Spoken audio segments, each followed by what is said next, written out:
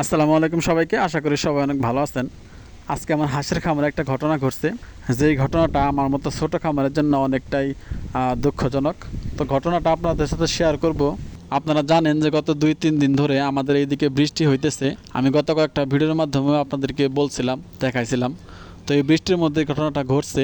আমাদের খামারে যে হাঁসগুলো আছে, সেই হাঁসগুলোর জন্য আমি একটু জায়গা করে দিয়েছিলাম। আপনারা সবাই জানেন যে ওদের জন্য একটা ঘর বানাইছিলাম, নতুন ঘর, যেখানে ওরা ভালোভাবে থাকতে পারতো, মানে একদম স্বাধীনভাবে ঘোরাফেরা করতে পারতো। অনেক বড় জায়গা ছিল এখানে।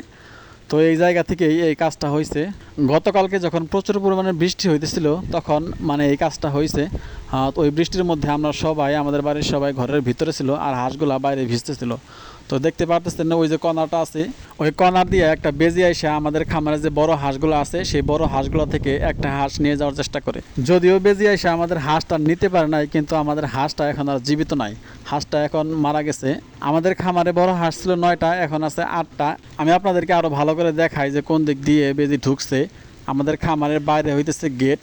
এই গেটের নিচ দিয়ে একটু ফাঁকা জায়গা আছে, সেই ফাঁকা জায়গা দিয়ে বেজিটা ঢুকছিল।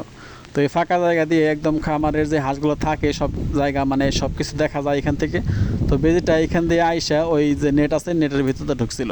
তো আপনারা অনেকে জানেন আমি একজন নতুন খামারি, আর নতুন খামারির জন্য প্রথম অবস্থায় এরকম একটা ঘটনা খুবই মানে একটা ধাক্কা বলা যায় প্রথম প্রথম অবস্থায়। তো যাই হোক, এরকম একটা ঘটনা ঘটাও নতুন খামারিদের জন্য একটা শিক্ষা বলা যায়। আমার জন্য এটা একটা শিক্ষা। তো এই ঘটনা থেকে আমি অনেক সতর্ক হইতে পারবো পরবর্তীতে। তো এই ঘটনা ঘটার পর থেকে আমি আমার খামারে যে হাঁসগুলো আছে ওইগুলোকে আমি যে পার্মানেন্ট ঘর আছে ওদের জন্য, সেই ঘরেই রাখি। তো এখন বর্তমানে আমার খামারে বড় হাঁসের সংখ্যা কমে গেছে। আগে ছিল 10টা, এখন আছে 8টা। আর ছোট হাঁস 16টা ছিল, এখনও 16টাই আছে বর্তমানে। তো সবাইকে অসংখ্য ধন্যবাদ যারা কষ্ট করে আমার ভিডিওটা দেখলেন। সবাই ভালো থাকবেন, আমার জন্য দোয়া করবেন, আমার খামারের জন্য দোয়া করবেন। আসসালামু আলাইকুম ওয়া রাহমাতুল্লাহ।